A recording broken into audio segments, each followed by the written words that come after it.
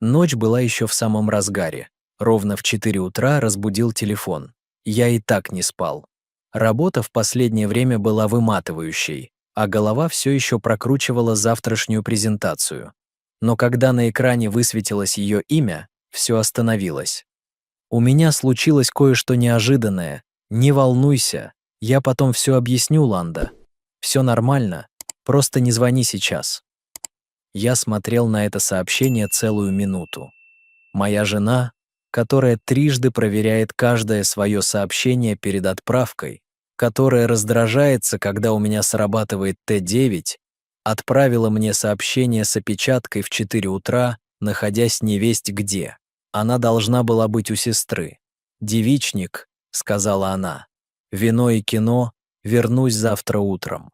Такой был план. В последнее время это был единственный план. Я сел в кровати, глядя на эти слова. Что-то случилось в 4:00 утра. Не волнуйся. Как будто я должен был просто пожать плечами и вернуться ко сну. Но вот в чем дело. Я не был удивлен. Разочарован, возможно. Зол, безусловно, но удивлен. Нет. Признаки были налицо уже несколько недель. Чрезмерное внимание к своей внешности, когда она шла навстречу с подругами. Телефон теперь всегда лежал экраном вниз. То, как она становилась оборонительной, когда я задавал простые вопросы о ее вечерах. Как у нее внезапно появилось так много неотложных дел с подругами, которые, по-видимому, не могли справиться с обычными житейскими проблемами без ее немедленного присутствия. Я подумал о том, чтобы позвонить ее сестре, просто чтобы проверить, но зачем? Я уже знал, что узнаю. Вместо этого я напечатал в ответ: «Объяснения не нужны, оставайся с ним, ты теперь свободна». Я нажал «Отправить», прежде чем успел передумать, потому что ведь именно об этом шла речь, не так ли? О каком-то парне, с которым она тайно встречалась, думая, что я слишком глуп или слишком доверчив, чтобы заметить. Мой телефон тут же зазвонил, звонок за звонком. Я отклонял каждый и выключил звук. 20 минут спустя я услышал визг шин на подъездной дорожке, затем отчаянный стук, затем звонок в дверь снова и снова. Я не торопился вставать, надел рубашку, медленно подошел к входной двери. Через глазок я увидел ее стоящую там, все еще в том платье, в котором она ходила к сестре. Волосы растрепаны, макияж размазан, выглядит так, будто она плакала всю дорогу домой. «Дорогой, пожалуйста, открой!» Ее голос был дрожащим, полным отчаяния. «Я все объясню». Я открыл замок, но оставил цепочку, открыв дверь ровно настолько, чтобы четко видеть ее лицо. «Уже 4:30 утра», — спокойно сказал я. «Забавно, что ты нашла время вернуться домой именно сейчас. Малыш, пожалуйста, ты не понимаешь». «Я прекрасно понимаю». Я старался говорить ровно и спокойно. «Ты должна была быть у сестры. Тебя там нет. Ты написала мне в 4:00 утра, что что-то случилось, а теперь ты здесь. Выглядишь так, будто только что ушла из места, где тебе не следовало быть». Она прижала лицо ближе к щели в двери. «Это не то, что ты думаешь». «Тогда что же? Потому что с моей точки зрения, похоже, тебя поймали». Слезы теперь текли рекой. Я помогала подруге. У нее произошло кое-что неприятное. Да. Какая именно чрезвычайная ситуация? Она запнулась. Эта пауза сказала мне все. Ей нужна была компания. Ее парень расстался с ней. И кто же эта подруга? Еще одна пауза. Мелисса. Мелисса переехала в Портленд 6 месяцев назад. Ее лицо побелело. Я чуть было не рассмеялся. Чуть было. Вместо этого я просто стоял, наблюдая, как она придумывает очередную ложь. Я имела в виду Джессику. Джессике нужна была помощь. С чем именно? У нее была паническая атака. И в 4:00 утра Джессика позвонила тебе, а не 911, не своей семье, ни кому-либо из других друзей, которых она знает дольше тебя. Она плакала еще сильнее. «Пожалуйста, просто впусти меня. Позволь мне объяснить как следует. У тебя было 25 минут, чтобы придумать объяснение. Это лучшее, на что ты способна». Я видел, как в окнах соседей начали зажигаться огни. «Пусть все они увидят, каким человеком ты стала», — сказал я. «Я говорю тебе правду, милый». «Нет, не говоришь. И мы оба это знаем». Я начал закрывать дверь, но она надавила на нее. «Куда, по-твоему, мне идти?» — спросила она. «Обратно туда, откуда ты только что пришла. Или ты, наконец, готова быть честной?» Она продолжала плакать, умоляя меня впустить ее. Но я уже принял решение в тот момент, когда отправил то сообщение. Некоторые поступки нельзя отменить, и некоторые люди показывают тебе, кто они на самом деле, когда думают, что никто не смотрит. Моя жена только что показала мне все, что мне нужно было знать. Она не сдавалась. Если что, ее отчаяние только усиливалось. Пожалуйста, умоляю тебя, всего 5 минут, чтобы объяснить. Я смотрел на нее сквозь щель в двери, все еще в том черном платье, которое я хвалил, когда она уходила вчера вечером. Она утверждала, что оно достаточно удобное для неформального вечера с сестрой. «Хорошо. 5 минут», — сказал я. «Здесь, на крыльце. Начинай говорить. Мы не можем сделать это внутри. Соседи. Соседи уже проснулись благодаря твоему драматическому появлению. К тому же ты не слишком беспокоилась о конфиденциальности, когда писала мне в 4:00 утра». Она вытерла лицо тыльной стороной ладони, еще больше размазав тушь. «Ладно, ладно. Джессика позвонила мне около 1:00 ночи. У нее была истерика из-за работы и... Стоп. Я поднял руку. Джессика работает в ночную смену в больнице. Она работает по ночам уже 2 года. Почему у нее могла быть истерика из-за работы в 1:00 ночи, когда именно в это время она начинает свою смену? Ее рот открылся и закрылся, как у рыбы, выброшенной на берег. Кроме того, продолжил я, Джессика уже 8 месяцев встречается с этим парамедиком. Весьма серьезные отношения. Так когда же именно произошел этот загадочный разрыв с бойфрендом, о котором ты говорила полминуты назад? Я запуталась. Тебе нужно было время, чтобы придумать лучшую историю. Она прислонилась к дверной коробке. Ты даже не пытаешься мне поверить. Я пытаюсь понять, как человек с твоим интеллектом мог подумать, что я поверю в эту чушь. Я старался говорить непринужденно, почти дружелюбно. Я имею в виду, ты могла бы хотя бы выбрать подругу, чей график работы я не знаю. Или проверить ее Facebook, чтобы увидеть, действительно ли она недавно с кем-то рассталась. Я не думала, ясно. Ага, не думала. Но это было несколько часов назад, а не 20 минут назад, когда ты слепила это объяснение. Медленно проехала машина. Вероятно, мистер Гаррет из дома по соседству, направляющийся на свою утреннюю смену. Он долго на нас смотрел. Я помахал ему. «Это унизительно», — прошептала она. «Разве? Я не заметил». Она подняла на меня глаза, те самые глаза, которые раньше заставляли меня забывать все, что меня раздражало. Раньше. Я знаю, как это выглядит, но клянусь тебе. Как это выглядит? Что? Скажи мне, как это выглядит с моей точки зрения. Она на мгновение замолчала. Как будто я изменяла. Именно так, как будто ты изменяла, потому что ты изменяла.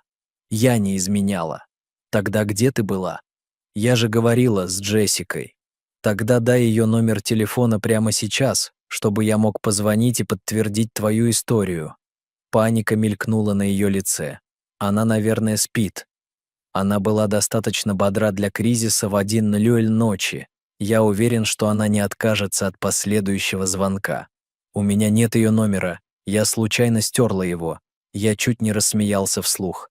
У тебя нет номера Джессики? Джессики, с которой ты дружишь со времен колледжа. Джессики, которая была у нас на свадьбе. Она снова заплакала, но на этот раз это было иначе. Меньше паники, больше поражения. Я могу объяснить. Уверен, можешь. Ты очень изобретательна. Но вот что. Я уже позвонил твоей сестре. Кровь полностью отхлынула от ее лица. Позвонил ей примерно 20 минут назад. Собственно, сразу после твоего сообщения разбудил ее. Она была очень сбита с толку. Почему я спрашиваю, здесь ли ты, учитывая, что она не видела тебя 3 недели? Она тяжело опустилась на ступеньку крыльца. Она также упомянула, что ты отменила свои планы с ней вчера утром. Что-то вроде того, что что-то важное случилось. Забавно, как тебе в последнее время постоянно что-то случается. Я присел, чтобы быть на одном уровне с ней. Итак, давай попробуем еще раз.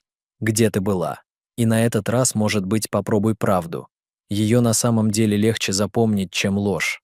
Она рыдала, но я ничего не чувствовал. Ни желания утешить ее, ни вины за то, что был жесток. Только любопытство, действительно ли она, наконец, будет честной. Я была... Она начала, потом остановилась. Да, я не могу. Не можешь что? Не можешь сказать правду или не можешь столкнуться с ее последствиями. Она подняла на меня глаза, и я увидел то, чего никогда раньше не видел. Страх. Не передо мной, а перед тем, что она потеряет все, чем рисковала, сделав свой выбор. «Если я скажу тебе правду», — прошептала она, — «ты никогда меня не простишь. Если ты не скажешь мне правду, то и прощать нечего, потому что этот разговор заканчивается здесь, и ты проведешь ночь там, где провела последние 4 часа». Она сделала дрожащий вдох. «Я была кое с кем. Вот оно. Наконец-то. Была кое с кем». Я медленно встал, отряхивая колени. «Вот как. Видишь, как проще правда. Просто». Она все еще сидела на ступеньке, выглядя так, будто ее мир рухнул. Что, надо признать, и случилось. Это не то, что ты думаешь. Дай угадать. Это случилось само собой. Ты не планировала. Ты была уязвима. Он был рядом. Одно привело к другому. Я отсчитывал пальцами. Я пропустил что-нибудь из классики? Она уставилась на меня. Как ты можешь быть так спокоен? Потому что я не удивлен. Я тебе это уже говорил. Что ты имеешь в виду не удивлен? Я прислонился к дверной раме. Поздние вечерние выходы стали более частыми около 2 месяцев назад. Телефон, всегда экраном вниз, стал стандартом 3 недели назад. Новая фитнес-программа началась в прошлом месяце. Очень преданно, кстати. Я был впечатлен. У нее слегка отпала челюсть. О, и внезапный интерес к покупкам одежды. Для кого-то, кто раньше покупал все онлайн, ты уж точно стала наслаждаться этими долгими субботними поездками в торговый центр. Всегда возвращалась с пакетами из магазинов, о которых я никогда не слышал. Ты следил за мной. Я был женат на тебе. Я замечал вещи, например, как ты стала по-другому укладывать волосы в определенные дни, или как ты принимала душ сразу же, как возвращалась с этих таинственных поручений, или как тебе внезапно понадобилось заряжать телефон в другой комнате, а не на прикроватной тумбочке. Она тихо плакала. Самое смешное, как ты начала ссориться со мной из-за пустяков, почти как будто ты пыталась себя в чем-то оправдать. Я не оправдывалась. Помнишь, 2 недели назад ты разозлилась, потому что я неправильно загрузил посудомоечную машину. У нас была целая ссора из-за этого. Ты вышла, чтобы проветриться, и вернулась только в полночь. Она уныло кивнула. Это была та ночь, когда я окончательно убедился. Потому что за 8 лет брака тебя никогда не волновало, как я загружаю посудомоечную машину. Но тебе нужна была причина уйти из дома в гневе, не так ли? Прости. За что именно? За измену, за ложь или за то, что тебя поймали? Она не ответила. Так кто он? Это имеет значение? Для меня имеет. Я хотел бы знать, кого моя жена выбрала вместо меня. Она сделала дрожащий вдох. Тревор с работы. Я рассмеялся. Я действительно рассмеялся вслух. Тревор Моррисон. Тот парень из бухгалтерии, который носит дешевые костюмы и считает себя подарком небес для женщин. Нет. Это идеально. Это абсолютно идеально. Я все еще смеялся. Тревор. Тот самый Тревор, который подкатывал к Джессике на корпоративной рождественской вечеринке, пока его девушка была в туалете. Это не про него. О, но это про него, потому что ты не просто изменила мне. Ты изменила мне с Тревором Моррисоном. Знаешь ли ты, что это говорит мне о том, как мало ты ценила то, что у нас было?» Она вздрогнула, будто я ее ударил. «Я имею в виду, если уж собираешься разрушить свой брак, по крайней мере, выбери кого-нибудь впечатляющего. Кого-то, кто заставит меня подумать, ну, я понимаю, почему она рискнула всем ради него. Ты жестокий, я честный, есть разница». Я достал телефон из кармана. Кстати, о честности, мне, наверное, стоит позвонить девушке Тревора. Как ее зовут? Эшли? Ей стоит знать, чем ее бойфренд занимался сегодня вечером. Нет, пожалуйста. Почему нет? Она имеет право знать, как и я. Потому что это разрушит все, протестовала она. Все уже разрушено. Ты разрушила это, когда сделала свой выбор.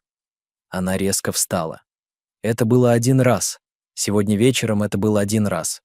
Сколько раз еще было? Это был единственный раз. Клянусь. Как долго ты с ним встречаешься? Она отвела взгляд. Как долго? 6 недель.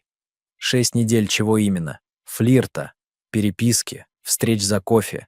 Или 6 недель, как сегодня вечером? Мы никогда... Мы только...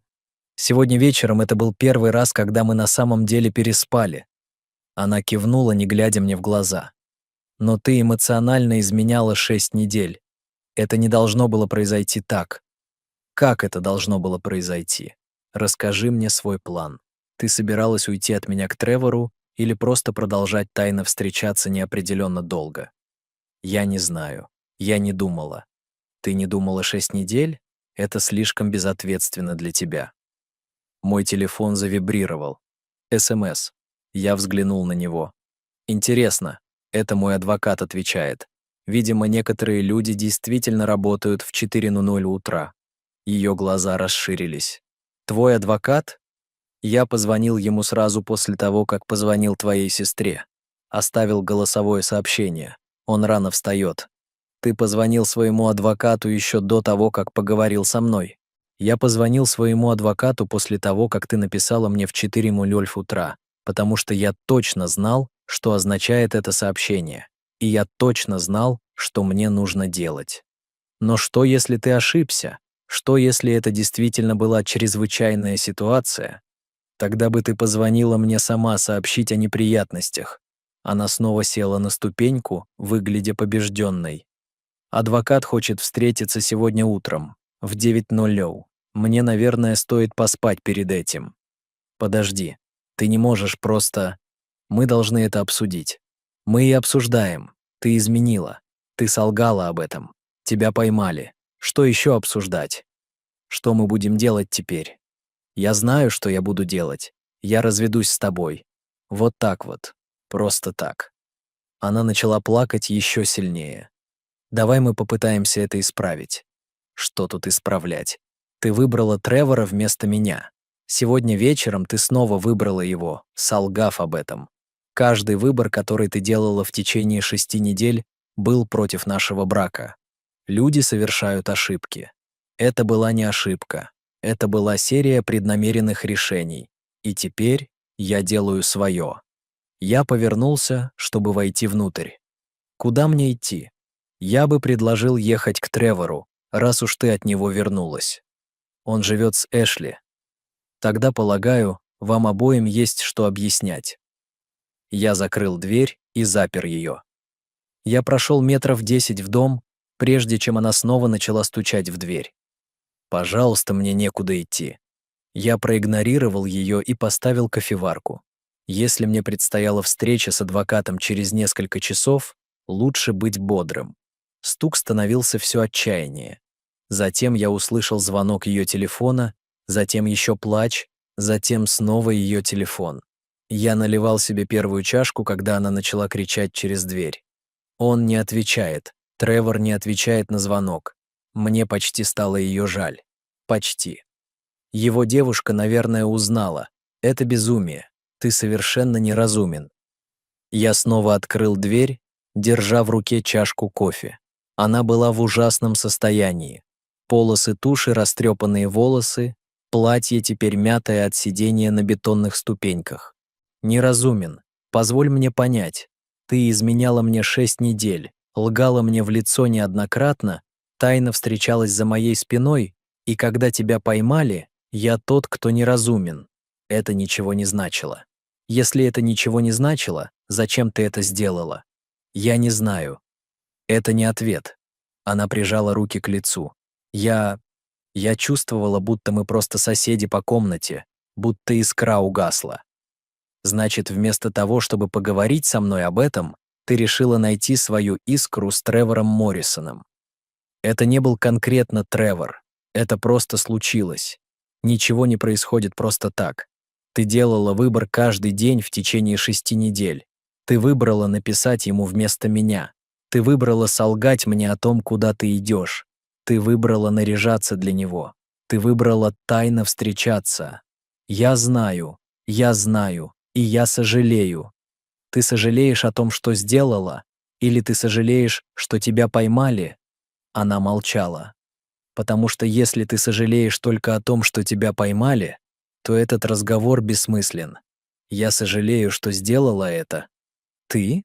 Потому что час назад ты все еще лгала об этом. Я боялась. Чего? Что ты будешь меня ненавидеть? Что я все потеряю? Я сделал глоток кофе. Тебе следовало подумать об этом 6 недель назад. Разве мы не можем попытаться это исправить? Люди преодолевают измены все время. Некоторые преодолевают, но эти люди обычно имеют дело с супругами, которые сразу признаются, демонстрируют искреннее раскаяние и готовы сделать все возможное, чтобы восстановить доверие. Я сделаю все, что потребуется. Ты? Потому что 10 минут назад ты все еще защищала Тревора, умоляя меня не звонить его девушке. Она выглядела потрясенной. Это не поведение человека, который искренне раскаивается. Это поведение человека, который сожалеет о том, что его поймали и хочет минимизировать ущерб для всех, кроме своего преданного мужа. Мой телефон начал звонить. Я посмотрел на экран. «Это моя теща», — сказал я. Интересно. Сейчас 5:00 утра, а она мне звонит. Интересно, как она узнала о сегодняшней драме. Я ответил на звонок в режиме громкой связи. «Алло, Маргарет, что происходит?» Сара позвонила мне в слезах, сказала, что ты не впускаешь ее в дом. Я посмотрел на свою жену, Сару, которая с достоинством выглядела смущенной. «Привет, мам», — Сара слабо произнесла. «Сара, что случилось?» Он сказал, что мы разводимся. «Маргарет», — спокойно сказал я. «Сара сказала тебе, почему я не впускаю ее. Она сказала, что вы поругались. Она сказала тебе, где она была в 4:00 утра сегодня». На другом конце провода повисло молчание. Она упомянула, что у нее был роман последние 6 недель? Это не похоже на нее. Это правда? Сара снова заплакала. «Я воспринимаю это как «да», — тихо сказала Маргарет. «Сара Мари, что ты наделала?» «Это была ошибка, мам». «Шестинедельная ошибка», — добавил я. «С коллегой, пока ты лгала мне о девичниках и визитах к сестре». «О, дорогая!» Голос Маргарет был полон разочарования. «Твой отец и я воспитали тебя лучше. Мама, пожалуйста, ты должна помочь мне это исправить». «Исправить. Сара, ты разрушила свой брак. Ты не можешь просто исправить предательство, как разбитую вазу». В этот момент я почувствовал уважение к своей тёще больше, чем за долгие годы. «Маргарет», — сказал я встречаюсь с адвокатом сегодня утром. Я хотел, чтобы ты знала, что это решение принято не в гневе. Оно принято потому, что доверие, однажды нарушенное таким образом, не может быть восстановлено». «Я понимаю», — печально сказала она. «Мне так жаль, что это случилось с тобой. Спасибо. Сара, возвращайся домой прямо сейчас. Твоему отцу и мне нужно поговорить с тобой», — напоследок сказала теща и повесила трубку. После этого Сара посмотрела на меня глазами, полными отчаяния. Моя собственная мать разочарована во мне. Так и должно быть. Но ведь то могло остаться между нами. Мы могли бы разобраться с этим наедине. Ты хотела замять это под ковер? Я хотела шанса исправить это. У тебя были шансы каждый день в течение 6 недель. У тебя были шансы сделать другой выбор. Каждый раз, когда ты лгала мне, у тебя был шанс сказать правду вместо этого. Но люди могут меняться. Люди могут учиться на ошибках. Я допил кофе и поставил чашку. Ты не ошибаешься. Люди могут меняться. Но знаешь что? Я тоже изменился. Я понял, что заслуживаю лучшего, чем человека, который изменяет, чтобы понять, чего он хочет. Так вот и все. 8 лет брака, и ты просто выбрасываешь это. Я ничего не выбрасываю. Ты уже выбросила это, когда выбрал Тревора. Ее телефон снова зазвонил. Она посмотрела на него, и ее лицо вытянулось. Это моя сестра. Наверное, ей позвонила мама. Ответь. Я не могу сейчас столкнуться с ней. Тебе придется столкнуться со всеми в конце концов. Твой выбор влияет не только на нас. Звонок утих, а потом начался снова. Ответь на звонок, Сара. Она неохотно сделала это. «Привет, Лиза». Я слышал голос сестры через телефон, злой и разочарованный. «Ты в своем уме? Ты совсем потеряла рассудок?» Сара просто заплакала. 8 лет, Сара. 8 лет с хорошим мужчиной. И ты выбросила это ради чего? Ради офисного романа. Все не так просто. Именно так все и просто. Ты изменила, ты солгала, и теперь ты удивлена, что есть последствия. Я подошел и осторожно взял телефон. «Привет, Лиза». «Мне так жаль», — сказала она немедленно. «Мне стыдно, что она моя сестра». «Спасибо», — ответит я. «Ты в порядке?» «У меня все будет хорошо». «Ты заслуживаешь лучшего», — сказала на прощание Лиза. Я вернул телефон Саре, которая рыдала. «Лиза, пожалуйста». «Нет, ты сделала свой выбор. Теперь живи с ним. И не жди, что я буду жалеть тебя». Линия оборвалась. Сара посмотрела на меня, тушь стекала по ее лицу.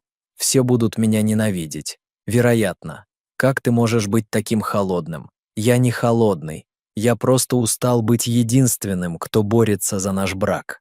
Она сидела на ступеньке, выглядя совершенно побежденной. И впервые за всю ночь я почувствовал к ней крошечное сочувствие, но недостаточно, чтобы изменить свое решение. К 6 утра я принял душ, оделся и просматривал документы для встречи с юристом, когда 3 машины въехали на мою подъездную дорожку. Родители Сары, ее сестра Лиза и зять Майк, а также ее дядя Роберт, который, видимо, считал себя вправе выступать посредником в семейном кризисе, несмотря на то, что сам дважды разводился. Через окно я наблюдал, как они бурно обсуждали что-то с Сарой на лужайке перед домом. Маргарет явно была в ярости, указывая и жестикулируя, пока Сара плакала. Роберт пытался играть роль миротворца, а Лиза выглядела так, будто хотела задушить свою сестру. Наконец, они подошли к двери. Я открыл ее, прежде чем они успели постучать. «Доброе утро всем! Нам нужно поговорить», — объявил Роберт, как будто он был главным. «Вообще-то нет, но я готов выслушать пару минут, прежде чем отправлюсь навстречу». Маргарет шагнула вперед. «Мы можем войти? Это не должно становиться публичным зрелищем». Я посмотрел на Сару, все еще в этом мятом платье, стоящую позади всех, как наказанный ребенок. 5 минут», — сказал я, шире открывая дверь. Они вошли в мою гостиную. Сара села на диван, который она помогла мне выбрать 3 года назад. Все остальные остались стоять, кроме Маргарет, которая заняла кресло напротив своей дочери. «Смотри», — начал Роберт, — «браки проходят через трудности. Это не конец света». «Разве так?» — спросил я. «Потому что с моей точки зрения, моя жена выбрала другого мужчину вместо меня на 6 недель.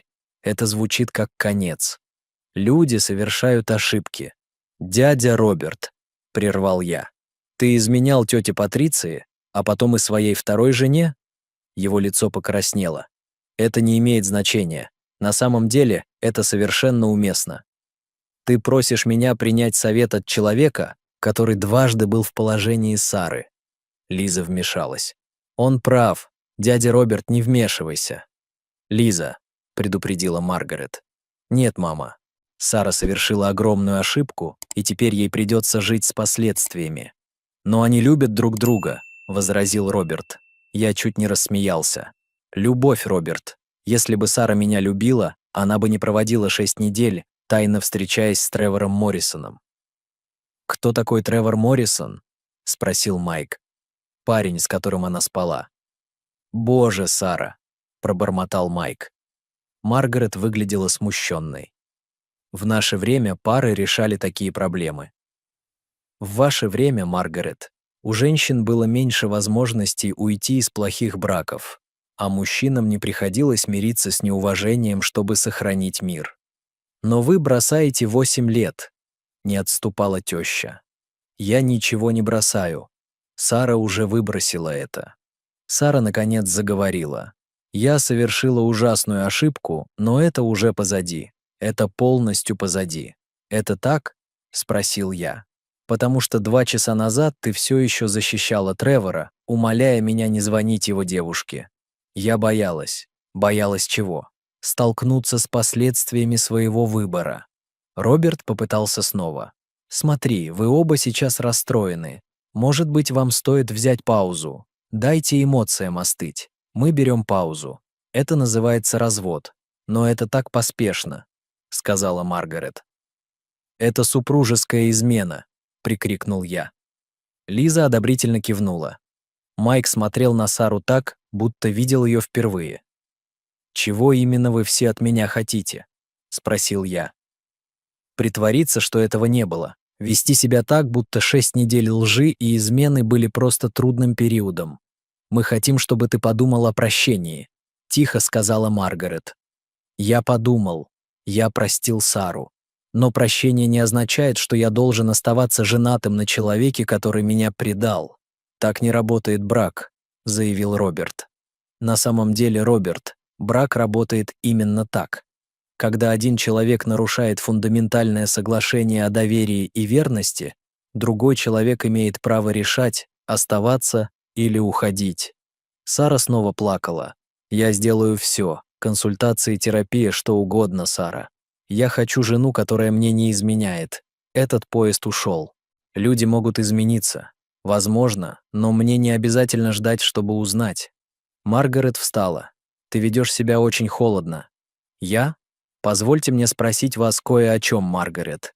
Если бы ваша соседка подошла к вам и сказала, что ее муж изменял ей неделями, лгал об этом, тайно встречался за ее спиной, что бы вы ей посоветовали?» Она замолчала. «Вы бы сказали ей, что она заслуживает лучшего, не так ли? Вы бы сказали ей не терпеть такого обращения. Это другое. Как? Потому что вы семья». «Нет, Маргарет. Сара — член семьи. Я тот, кого она выбрала предать». Лиза резко встала. «Это нелепо. Сара, ты облажалась. Ты лгала, ты изменяла. Тебя поймали. Прекрати просить всех убирать за тобой грязь». «Лиза, нет. Сара, мне сейчас за тебя стыдно. Этот человек был добр к тебе 8 лет, а ты отплатила ему, тайно встречаясь с каким-то неудачником с работы». «Тревор не неудачник». Слова сорвались с ее губ, прежде чем она успела их остановить. В комнате повисла мертвая тишина. Майк начал смеяться. Действительно смеяться. Она только что защитила парня, с которым изменяла, перед своим мужем. Лицо Сары побелело. «Я не хотела». «Да, хотела», — спокойно сказал я. «И спасибо за это. Потому что это доказывает все, что я говорил». Маргарет выглядела опустошенной. «Сара, как ты могла? Он неплохой человек». «Я тоже неплохой», — заметил я. «Но это не помешало тебе предать меня». Лиза качала головой. «Я не могу даже смотреть на тебя сейчас». Роберт предпринял последнюю попытку. «Слушайте, эмоции накалены. Почему бы нам всем не отступить?» «Роберт», — твердо сказал я. «Я встречаюсь с юристом через 2 часа. Сара может остаться у вас или у своих родителей, или где угодно. Но она здесь не останется. Ты не можешь просто выгнать ее. На самом деле могу. Этот дом на мое имя, ипотека на мое имя. Она не имеет законного права быть здесь, если я не хочу, чтобы она была». Сара выглядела шокированной. «Дом только на твое имя. Мы купили его до брака. Ты никогда не хотела заниматься бумагами, чтобы добавить свое имя к свидетельству о праве собственности. Помнишь?» Она вспомнила. Я видел это в ее глазах. «Что теперь?» – печально спросила Маргарет. «Теперь Сара соберет вещи и поедет домой с вами. Я подаю на развод. Мы разделим 8 лет совместного имущества и разойдемся. Просто так. Просто так». Майк впервые за долгое время высказался. «Что бы это ни значило, я думаю, ты справляешься с этим совершенно правильно». Лиза кивнула. «Я тоже». Маргарет одобрительно посмотрела на своих невесток. «Возможно, вы и правы». Сара, дрожа, встала. «Могу я хотя бы упаковать некоторые вещи?» «Конечно. Возьми все, что тебе нужно». Она направилась к спальне, затем остановилась и обернулась. «Я искренне извиняюсь за все. Я знаю, но извинения не отменяют 6 недель выбора». После того, как она исчезла наверху, Маргарет подошла ко мне. Я ее подвела как мать. «Нет, вы не подвели. Вы воспитали ее с хорошими ценностями. Она решила их игнорировать. Ты будешь в порядке?» «Да, я буду в порядке». И впервые с тех пор, как начался весь этот беспорядок, я искренне поверил, что это правда. Через 3 месяца, в субботу утром, я сидел в своей гостиной, пил кофе и читал газету. Та же гостиная, где семья Сары пыталась убедить меня принять ее обратно. Тот же диван, на котором она любила сворачиваться калачиком и смотреть со мной фильмы в ленивые выходные. Но теперь это была просто моя гостиная, мой диван, мое мирное субботнее утро. Бракоразводный процесс был завершён 2 недели назад. Сара подписала все без возражений, вероятно, по совету своего адвоката, который знал, что у нее нет оснований для борьбы. Дом остался моим, как и мои пенсионные счета, и большая часть нашего имущества, поскольку она не принесла в брак практически ничего в финансовом плане.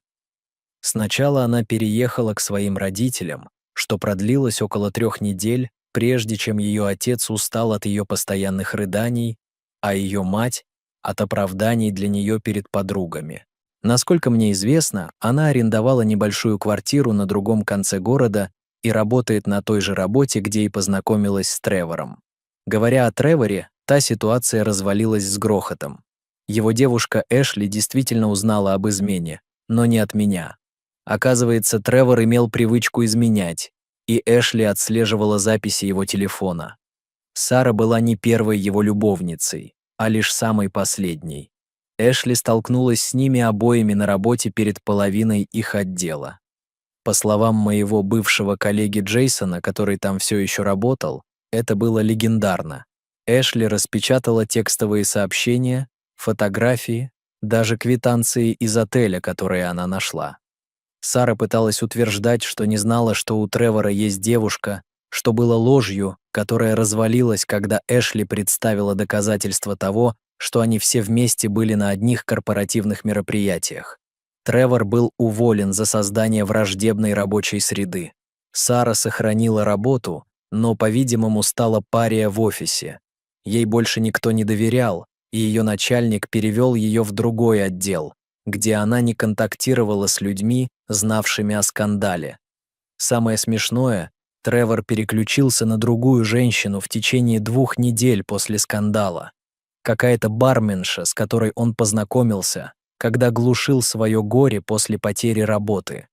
Сара, по-видимому, несколько раз пыталась связаться с ним, но он заблокировал ее номер. Она получила ровно то, чего заслуживала. Мой телефон зазвонил, пришло сообщение с неизвестного номера, но я сразу узнал стиль сообщения. «Я знаю, что ты, вероятно, не хочешь от меня слышать, но я хотела, чтобы ты знал, что я получаю помощь. Я в терапии, пытаюсь понять, почему совершила такие ужасные ошибки. Я не жду прощения, но хотела, чтобы ты знал, что стараюсь стать лучше». Я удалил его, не ответив. Она несколько раз пыталась связаться со мной за последние 3 месяца через СМС, электронную почту, даже однажды через сестру Лизу. Я игнорировал все это.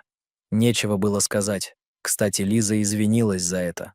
Она позвонила мне через месяц после развода, чтобы сказать, что Сара умоляла ее проверить меня и узнать, готов ли я поговорить. Я сказал ей, что она бредит.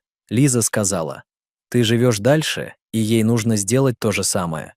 Лиза была права. Я двигался дальше не в смысле знакомства с кем-то новым. Я еще не был готов к этому, но в смысле построения жизни, которая была исключительно моей. Я переделал дом, избавился от мебели, которая напоминала мне о ней, купил новые вещи, отражающие только мой вкус. Я восстановил связь с друзьями, с которыми потерял контакт во время брака. Парни, которые Саре никогда не нравились, потому что они были незрелыми или плохо влияли.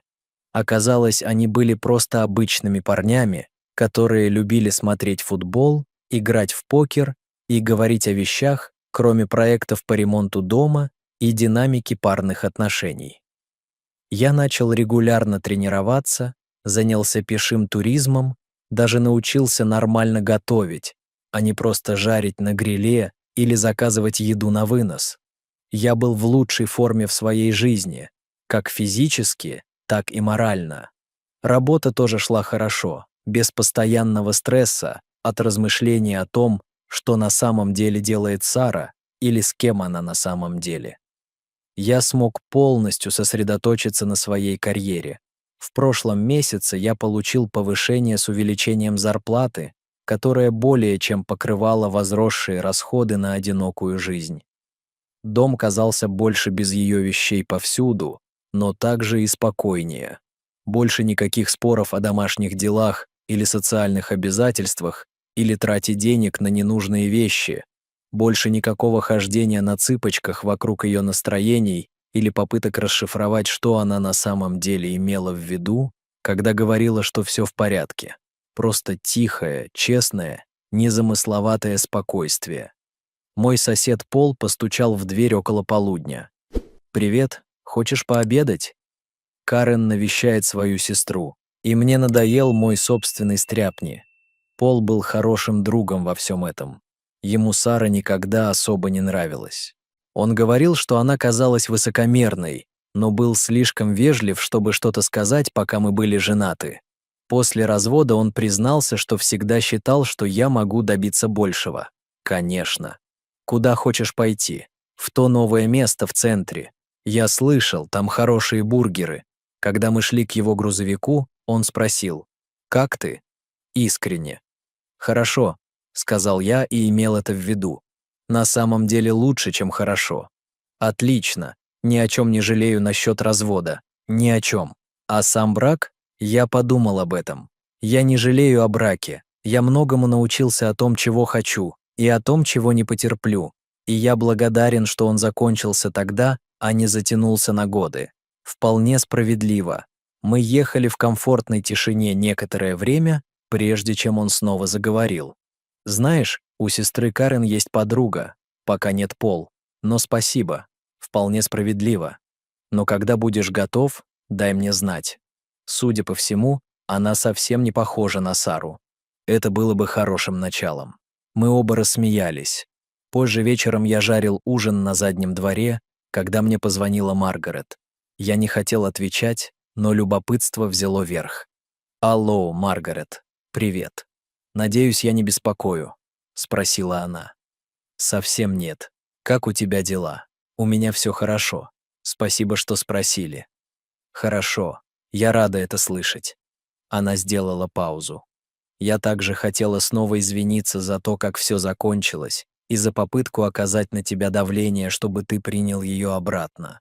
Вы пытались защитить свою дочь, я это понимаю. Так и было, но ты был прав во всем. Сара сделала свой выбор, и ты заслуживал лучшего, чем она могла тебе дать.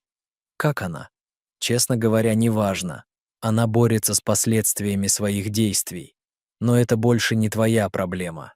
Я просто хотела, чтобы ты знали, что мы с ее отцом думаем, что ты справился совсем с большим достоинством, чем она заслуживала. Ты мог бы сделать ей гораздо хуже, но не сделал. Я не хотел делать хуже, я просто хотел, чтобы все закончилось.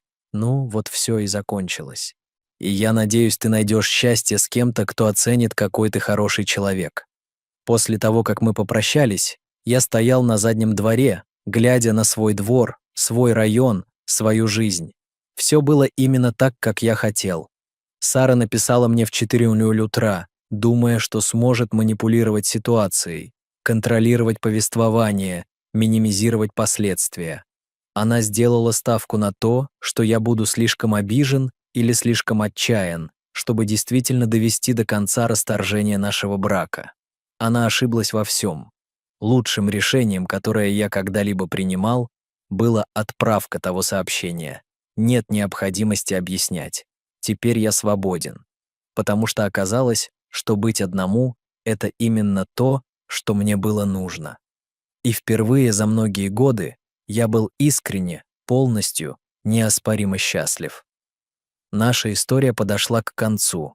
Если вы дошли до этого момента, как насчет подписки на наш канал? Это нам очень помогает. Я выбрал для вас еще 2 видео, которые, я уверен, вам понравятся.